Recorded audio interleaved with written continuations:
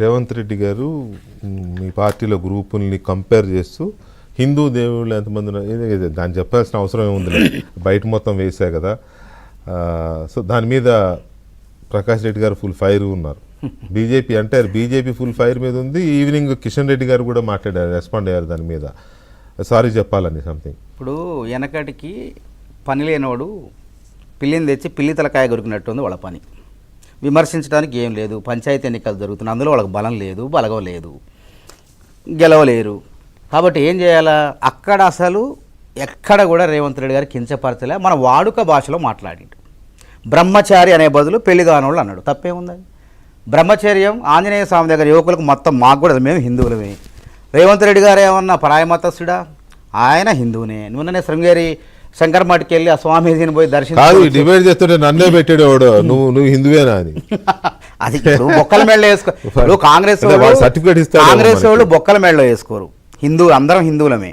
అక్కడ ఏంది, అక్కడ ఉన్న కార్యకర్తల్ని చైతన్యం చేయడం కోసం ఇట్లా ఉంటుంది పరిస్థితి, అందరినీ కలుపుకొని పోవాలి అనే చెప్పే సందర్భంలో చెప్పారు. ఆయన బీజేపీకి నైతిక అర్హతలు ఎందుకంటానంటే, దక్షిణాది కుంభమేళాగా పిలువబడే సమ్మక్క సారక్క జాతరకు జాతీయ హోదా ఇవ్వలేని వాళ్ళు ఇవాళ ఈ మాటలు మాట్లాడుతుంటే అసలు రేవంత్ రెడ్డి గారు అనే హక్కే లేదు వాళ్ళకి.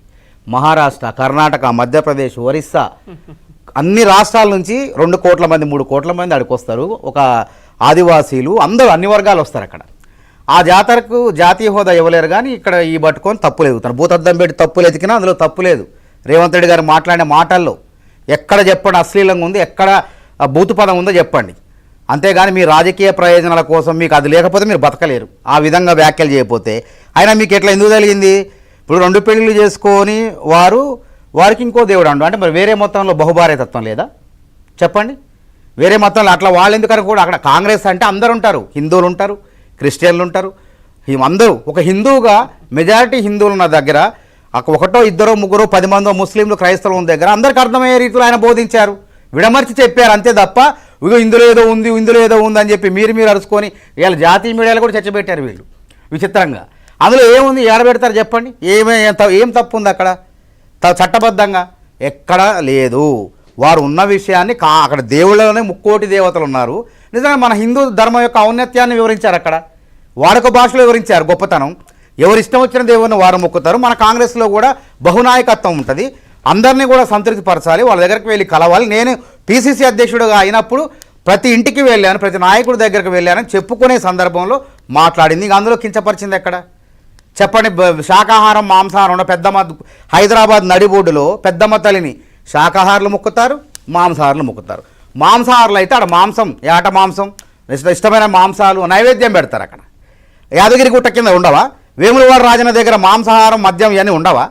ఉన్నది ఉన్నట్టు మాట్లాడితే దాన్ని మీరెందుకు తప్పు పడుతున్నారు? అసలు జరిగేది మన సంస్కృతిలో అక్కడ జరుగుతుంది. అక్కడ సమ్మక్క సారక్క జాతరలో జరగదా? మాంసాహారం, శాకాహారులు కూడా వస్తారు అక్కడికి, అందరినీ కలగలిపే విధంగా. పప్పన్నం అంటే అర్థం ఏంటంటే శాకాహారులు అని అర్థం. అక్కడ పప్పన్నం తినోళ్ళకి దేవుడు అంటే అందరికీ అట్లా ఆయన విడమర్చి చెప్పి ఇంతమంది ఉంటారు దేవుళ్ళు, కాబట్టి ఎవరిష్ట దైవాన్ని వారు మొక్కుతారు. తెలంగాణలో కాంగ్రెస్ నాయకత్వంలో బహునాయకత్వం ఉంటుంది, కాబట్టి మీరు అందరినీ ప్రసన్నం చేసుకోండి అని మంచిగా చెప్పారు. కానీ దేవుణ్ణి కొలవద్దని చెప్పారా? ఇప్పుడు మనం ముత్యాలమ్మ జాతర ఉండే మా ఖమ్మం జిల్లాలో ఉప్పలమ్మ పెడతారు. ముత్యాలమ్మ, ఉప్పలమ్మ, ఎల్లమ్మ, పోసమ్మ వీటిలో కళ్ళ ముందు కనపడుతుంది కదా. ఇది ఏం భూతపదం కాదు కదా, ఉన్నదాన్ని ఆయన చెప్పిండు. మన సంస్కృతి సాంప్రదాయాల్లో, హైందవ సంస్కృతి సాంప్రదాయాల్లో ఉన్నటువంటి గొప్పతనాన్ని ఆయన చెప్పిండు తప్ప ఇందులో మీకు తప్పెందుకు కనపడుతుంది? ఇవాళ దీన్ని ఇంకా రేవంత్ రెడ్డి గొప్పతనాన్ని ఇంకా పెంచారు మీరు. ఇంకా రేవంత్ రెడ్డి మన యొక్క 3 కోటి దేవతల గురించి మీరు ఎప్పుడైనా మాట్లాడారా?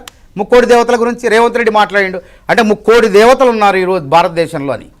కాబట్టి ఇవన్నీ కూడా మీరు ఏ మాత్రం చేసిన ఇవన్నీ కూడా ఏంటంటే మీ ఉనికిని కాపాడుకోవడం కోసం, మీ అస్తిత్వాన్ని కాపాడుకోవడం కోసం మాట్లాడుతున్నారు తప్ప ఏముంది? ఎంత ఎవరు వచ్చింది చెప్పండి?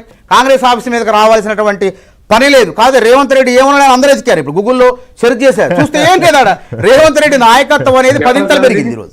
నిజంగా రేవంత్ రెడ్డి కించపరిచండి అని ఎతికితే అక్కడ ఎక్కడ వీడియోలో ఎక్కడ లేదు. నేను డిబేట్ స్టార్ట్ చేసే ముందు నా ఇంట్రడక్షన్లోనే చెప్పా, రేవంత్ రెడ్డి కామెంట్స్ మీద తెలంగాణలో మొదలైంది, వెంటనే ఆంధ్రప్రదేశ్ బీజేపీ వైపు నుంచి, హిందూ సంస్థల వైపు నుంచి రియాక్షన్ వచ్చింది. నెక్స్ట్ ఇది నేషనల్ లెవెల్లో తీసుకెళ్తారని అన్నట్టుగానే నేషనల్ మీడియాలో కూడా డిబేటబుల్ ఇష్యూ అయిపోయింది. అంటే మీ దగ్గరికి వస్తున్నాయి ఆర్కే గారు. సో